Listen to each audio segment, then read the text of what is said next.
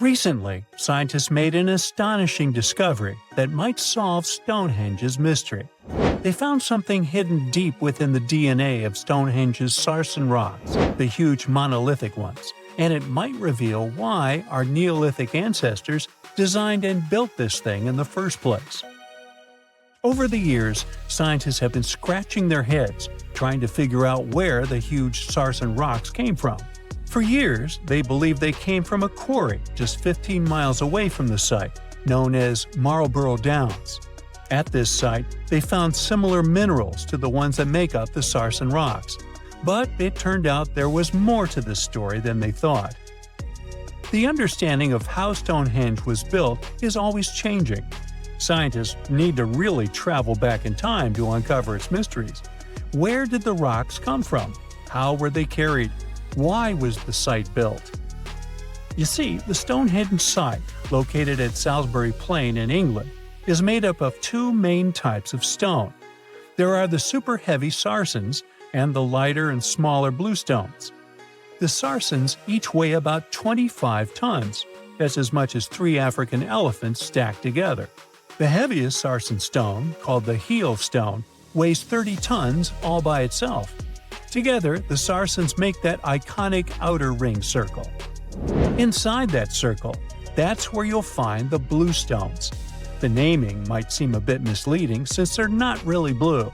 They have a bluish tinge to them when they are freshly broken, hence the name.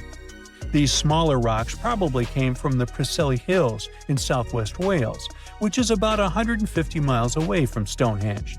They're a bit lighter than the sarsens, but still pretty heavy. The altar stone, which is classified as a bluestone, is the heaviest one, weighing around 6 tons. Its original location still isn't known for sure. To figure out where a rock came from, scientists first have to study their composition. This is like checking the rock's DNA. Then they cross-reference the structure of the rock with minerals in the soil to see if it's a match. Most of the sarsens we see around southern England are actually made of a type of sandstone known as silcrete. Think of silcrete as sand that's been hardened by underground water processes over millions of years. This process mostly happened during a period called the Paleogene, about 65 to 23 million years ago. These sarsen rocks didn't form in one big slab, but in patches, like nature leaving little rock gardens all over the place. Scientists reason the sarsens spread out randomly, forming in isolated pockets. Over time, many were buried under layers of clay and chalk, which helped preserve them. When ancient builders were on the lookout for materials, these sarsens must have looked perfect for something impressive like Stonehenge. Actually, sarsens have been used in everything, from Roman villas to medieval churches, and even in things like road curbs and old field walls. One could say these rocks were the it material for ancient builders, and continue to be popular even into more modern times. This fact made scientists start wondering that maybe not all sarsen stones that were used to build Stonehenge came from the same place. They've identified sarsen sites all over the UK, in places such as Oxfordshire and Kent. After hundreds of years of studying the sarsens, geologists finally had the right type of technology to determine the origin of the stones.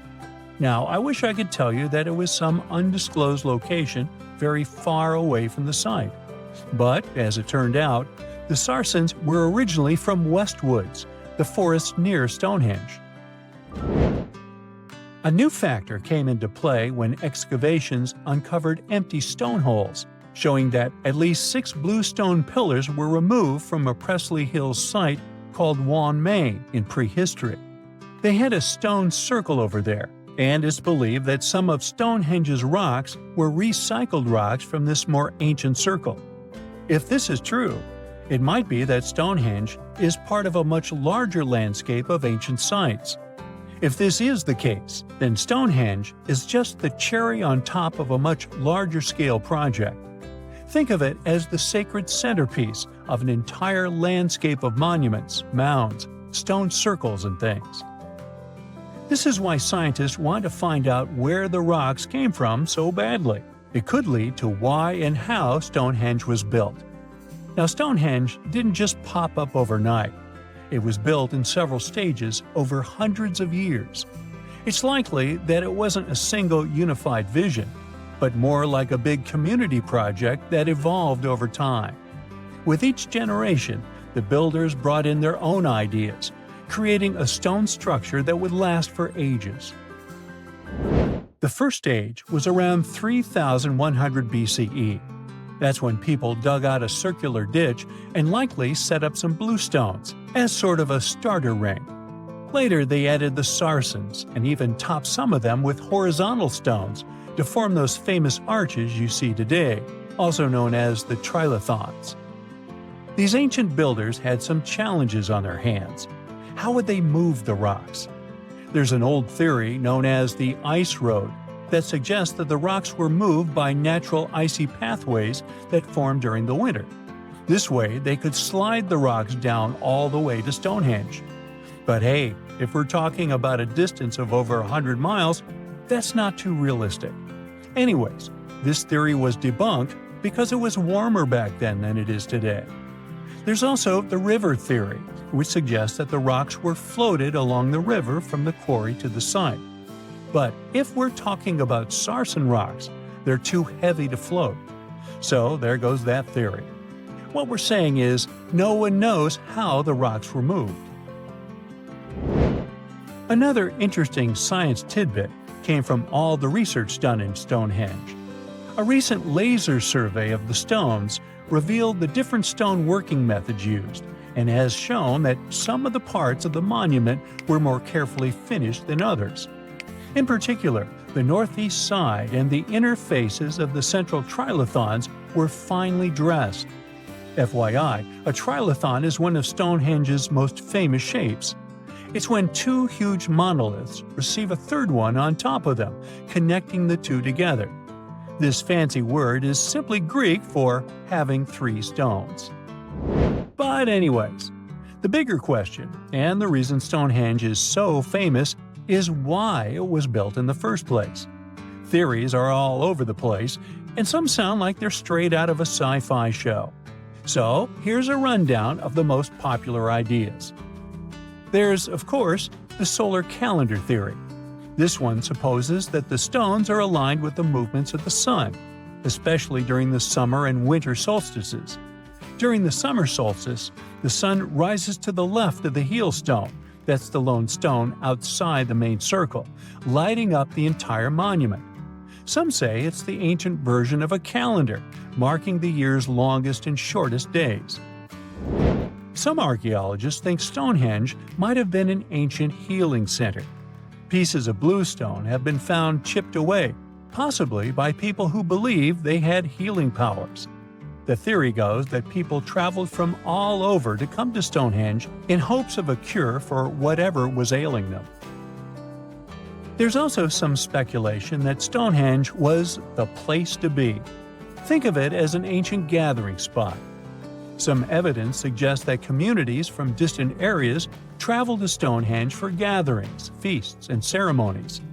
Studies of bones found near the site show they came from all over Britain, making it a sort of prehistoric meetup location. Stonehenge wasn't a witchy monument to travel through time. It was actually constructed as a hope to build a different future. Recent research just found out that the monument was probably raised as an attempt to reunite the Britons during a period of big division. The thread of this story lies on the altar stone, the monument's most iconic rock. For years, scientists believed that the stones used in Stonehenge, including the altar stone, came from the nearby Preseli Hills in Wales.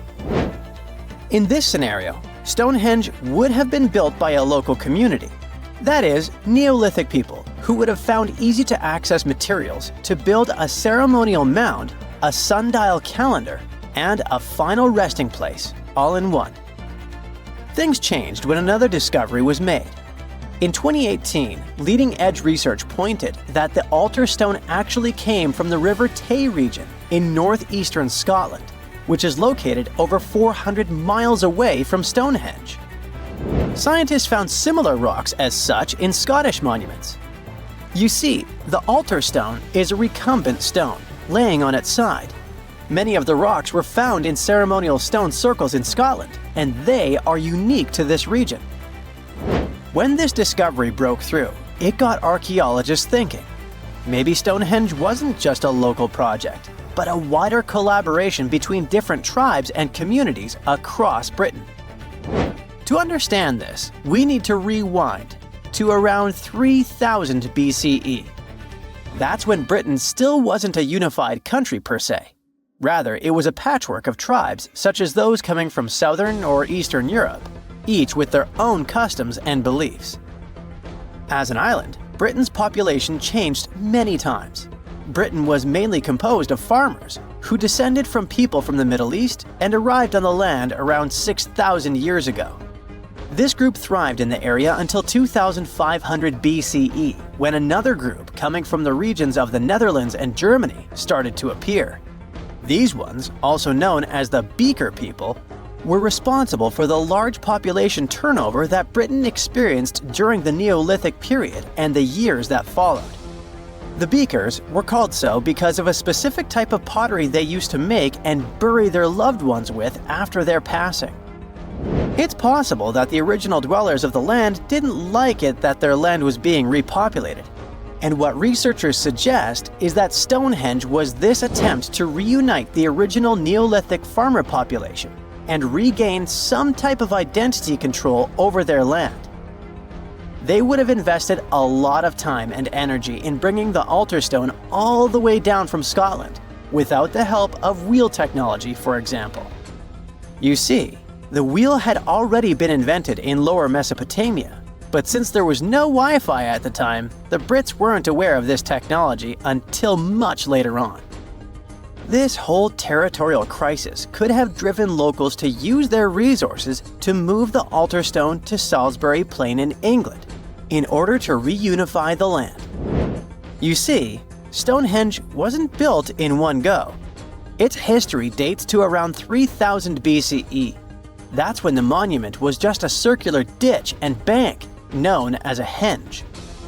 Inside, they placed wooden posts and possibly totem-like carvings. This version of Stonehenge wasn't about rocks yet. It was more of a ritualistic place and possibly a final resting place.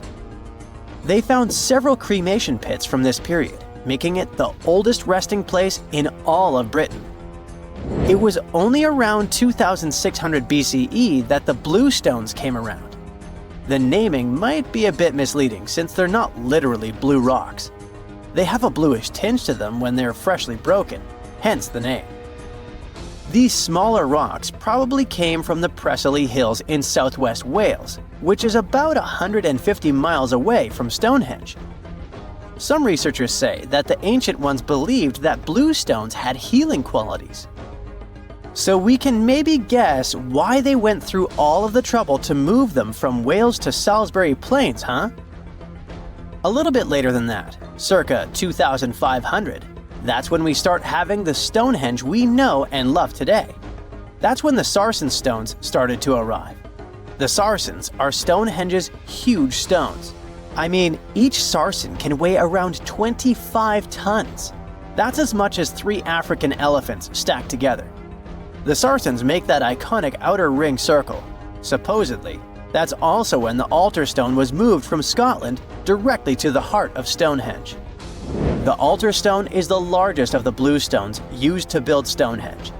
Today, the altar stone lies recumbent at the foot of the largest trilithon of the monument. In case you don't know, the trilithons are the horizontal stones used to form those famous arches we see today. And here's where the story takes a twist.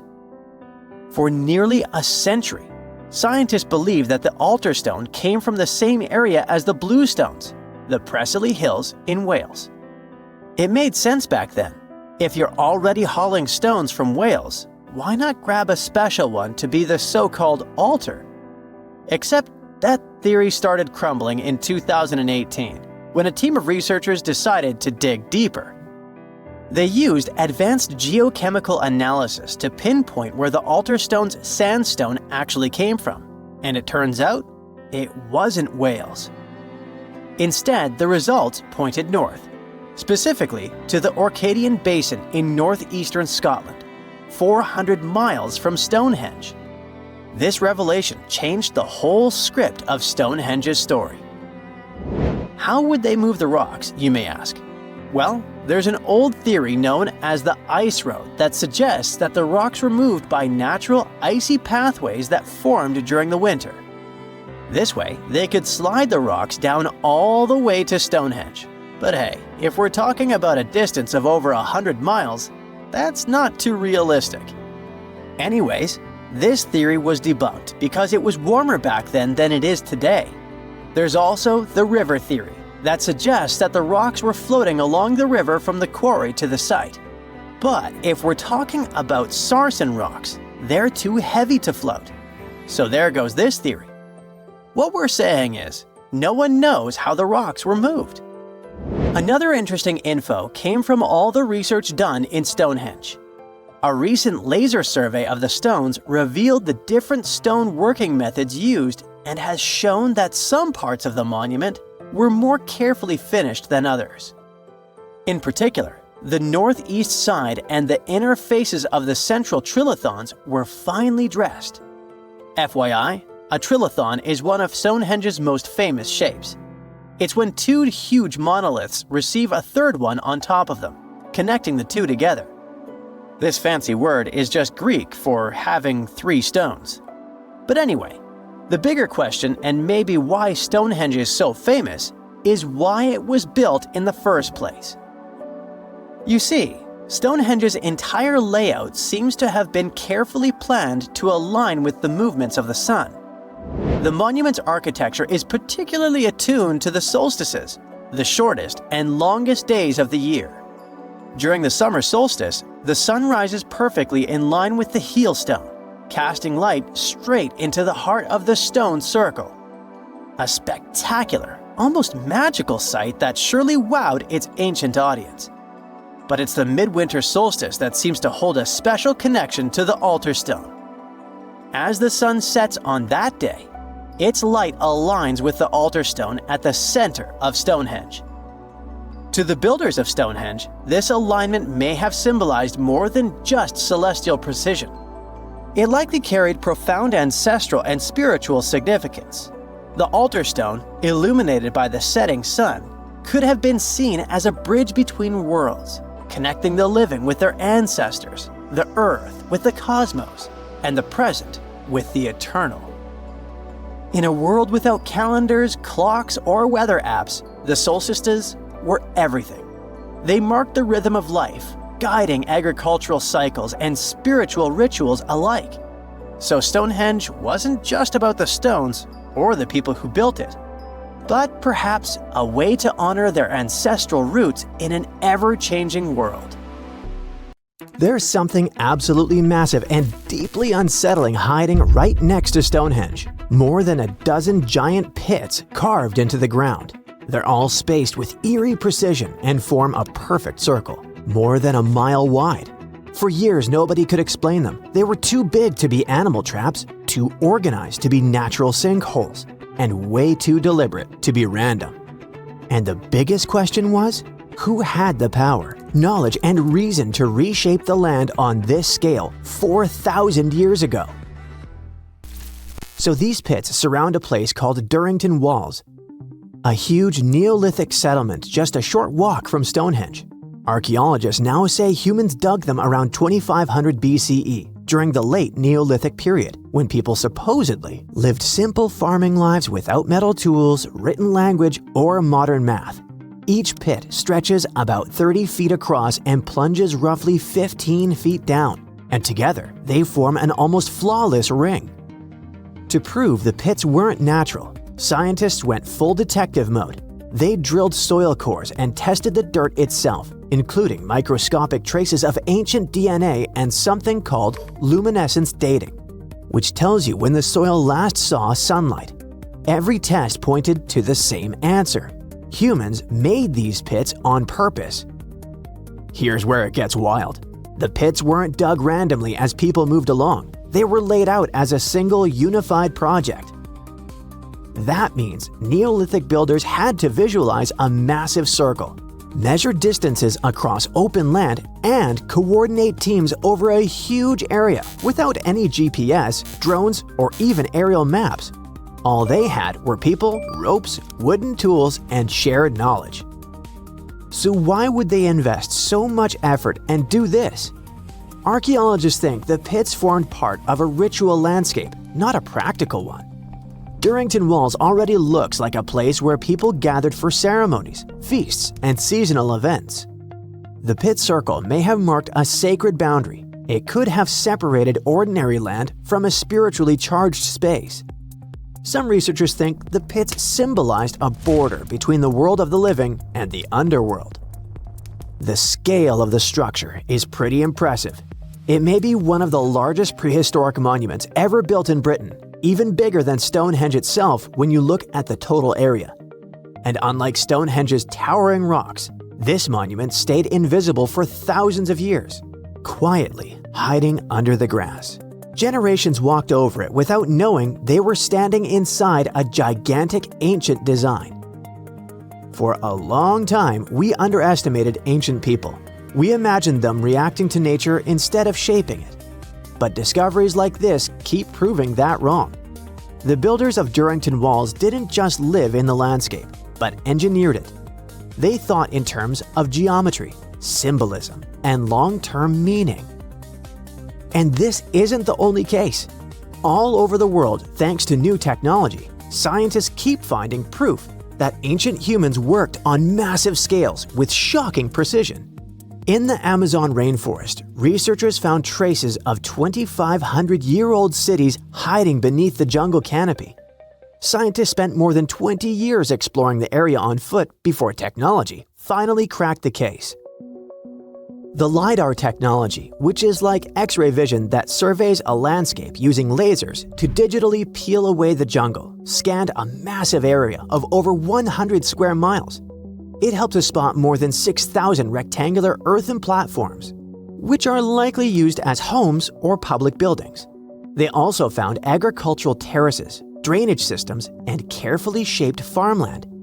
This wasn't a random settlement. It was well planned. At least 15 distinct settlements appeared, all connected by wide, straight roads that cut cleanly through the landscape. These roads didn't follow rivers or slopes as you'd expect. They crossed each other at perfect right angles, forming a grid.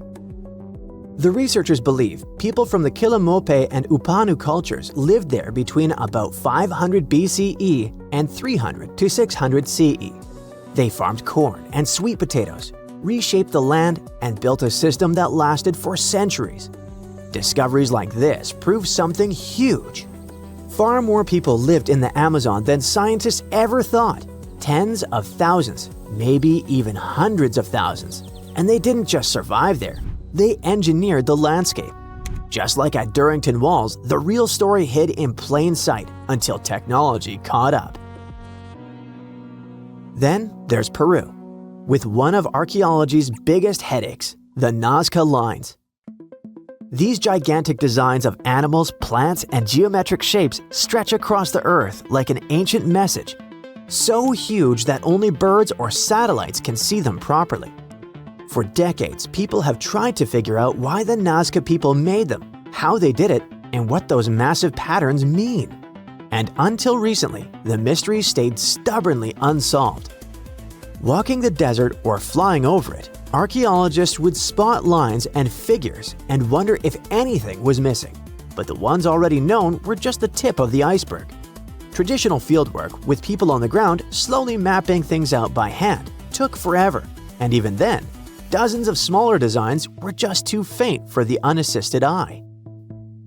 So, instead of scanning the desert on foot, researchers taught artificial intelligence how to see patterns in aerial and drone imagery. They fed terabytes of pictures into trained models, and AI began flagging shapes, curves, and ancient outlines that had been hiding for centuries. In just about 6 months, it identified 303 previously unknown geoglyphs in the Nazca Desert. It almost doubled the number of figures we knew before and showed entire classes of designs. Some of these new shapes are tiny, just a few feet across, but they sit next to giant ones like the hummingbird or monkey. Thanks to all the new finds, scientists can finally start testing theories they had about the purpose of the lines. It looks like the lines weren't just decorations. Many may have been walkways or routes used for ceremonial movement. In case you're worried, AI isn't replacing archaeologists. They still check every promising lead on the ground and interpret everything the machines find. Back in Britain, the pit circle also connects to an even older structure, an early Neolithic site called Robin Hood's Ball. Because it stood so far from the famous stones, it felt like a side character. But it turns out Robin Hood's Ball is from around 3600 BCE, which makes it about 500 years older than Stonehenge itself. It's what archaeologists call a causewayed enclosure, which sounds fancy but really means a big circular earthwork made of ditches and banks. Instead of one clean trench, the ditches are broken into short segments with little gaps in between.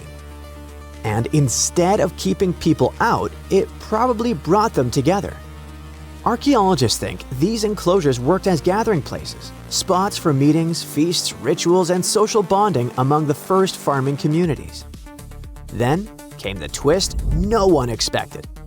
While preparing land at Lark Hill, a hillside northeast of Stonehenge, for new military housing, archaeologists found signs of another causewayed enclosure. This discovery flipped the map upside down. The landscape wasn't growing outward from Stonehenge, it was already alive long before the stones ever went up. As researchers dug deeper, they found hundreds of flint tools, beautifully made leaf-shaped arrowheads, chunks of human skull, and pieces of antler, likely used as digging tools. Then came the pottery. Different styles showed up in different places, some from the enclosure ditches, others from nearby pits. That matters because pottery styles often act like cultural fingerprints. The mix suggests something big.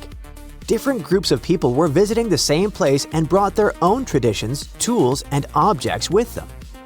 All of this changes how we see Stonehenge. The stones didn't appear out of nowhere. They rose in a landscape already loaded with meaning, memory, and movement. Every new discovery like the ones near Stonehenge in the Amazon jungle and Peru forces archaeologists to rewrite textbooks and the whole world to rethink the idea of progress. It turns out that ancient people made up for the absence of steel and electricity with observation, creativity, and shared meaning. Stonehenge took approximately 20 million man-hours to build. For comparison, an average human doesn't live much over 700,000 hours. This is Jack, one of the first builders of Stonehenge. Let's say Jack lived to be 80 years old, which is extremely improbable, but it makes it easier for me to crunch the numbers, thanks. If Jack had spent his entire life, from age 0 to age 80, working on the Stonehenge project, it would have required approximately 28.5 generations of people doing the same thing to complete it. That's next to impossible. To make it more plausible, let's multiply that by 2. After all, Jack wouldn't want to dedicate his entire life to moving stones, and he didn't live to be that old. Thus, we arrive at around 57 generations needed to build Stonehenge. That's not enough room on the screen for me to introduce John, Jack's great-great-great-great, you get the drift, grandson. So it all began around 5,000 years ago with just a simple circular earthen bank and ditch. Fast forward to around 26,000 BCE, and the builders replaced that initial structure with a complex arrangement of wooden posts and brought in around 80 dolerite bloom stones from Wales, which were rearranged at least 3 times. Then, a few hundred years later, they added those massive sarsen stones, each weighing around 25 tons. These enormous sandstone blocks were transported about 19 miles to create a continuous outer circle, with 5 trilithons, 2 upright stones topped with a lintel, forming a horseshoe shape inside. It was a millennium-long building process that demanded years of hard work. So, people must have lived nearby, right? But how would they have found shelter back then? Today, we have houses for builders on site, small accommodations that serve as temporary housing. But structures like this definitely didn't exist when Stonehenge was constructed, did they? Well, actually, they existed, and some recent archaeological digs near Stonehenge prove it. Archaeologists found this Stone Age eco-home, which is a huge deal since it's one of the earliest settlements in the area. This newly uncovered Mesolithic home dates back to around the year 4300 BCE. Let's take a closer look at this house, shall we? Now, for the walls, people back then used a large fallen tree, its trunk to be more precise. These wooden walls were reinforced with flint, and they even lined the pit left by the uprooted tree with cobblestones. To create the roof, they opted for animal hides, which sounds like a wise choice. They must have provided protection against the unpredictable weather of the British Isles. Now, you might be wondering, the weather in Britain is indeed unpredictable, and it has been that way since time immemorial. So, how did the builders manage throughout most of the year, particularly during the winter months? Well, the answer is simple. There was a hearth on site, which isn't surprising, but the system they employed was quite ingenious. A hearth inside the house would have posed too great a risk, yet bringing hot stones into the dwelling was perfectly safe. While they were hot, they couldn't ignite the building. So they used these stones from the hearth as a heat storage system to keep warm at night. And as a final touch, they even incorporated various stones for decoration. They didn't exactly get a Pinterest house, but it added a touch of elegance for sure. And if you think this discovery is merely about the houses, think again. It significantly changes our understanding of how people lived during that time. This discovery places them in an important prehistoric setting right at the start of the Neolithic area, sparking some interesting questions about whether these early folks could be related to the people who built Stonehenge. But there's a big worry. Experts are concerned that this significant find, along with other buried archaeological sites, could be at risk if the authorities go ahead with plans to build a tunnel to reroute the A303 away from the World Heritage Site. Sure thing the house the scientists found wasn't in perfect shape, and it lacked some crucial elements people use for living. Some of them decayed over time, while others were simply absent. So the scientists took 20 tons of chalk, 5,000 hazel rods, and 3 tons of straw, and used all this to recreate the 4,500-year-old design houses. These new buildings are located close to Stonehenge, which is incredible since in this area, planning permission for even a new cowshed is problematic. So, what are these houses like? Well, first off, there are 4 of them, and they're oval-shaped. They're built on the foundation of real houses that stood there about 4,500 years ago, just around the time the Stonehenge Eco House was going up. The houses aren't very big, they're single-room structures. When it comes to dimensions, it was straightforward to estimate since we could gauge the size of the roof and the height of the walls based on the foundations. Each side measures about 16 feet. However, the roof structure remains a bit of a mystery. There were a few differing thatching techniques back then, so pinpointing the exact method used for these dwellings is kind of a guessing game. For now, we think it involves knotted or tied straw carefully secured onto a hazel-woven frame. When fires are lit, the smoke from the hearth wafts up through the thatched roof. Now, remember those 20 tons of chalk? That was needed for the floors and walls. The white chalk walls and floors reflect sunlight and capture heat from the fire. But here's the kicker. The builders encountered a challenge because the ground was so waterlogged that some of the chalk floors took weeks to dry out. By the time they should have been bone dry, they were still as sticky as chewing gum. Now, it's safe to say people 4,500 years ago faced similar struggles, and we can really appreciate what they went through while building their homes. The final layer of daub was applied using rags, giving a smooth, almost shiny finish that looks surprisingly classy.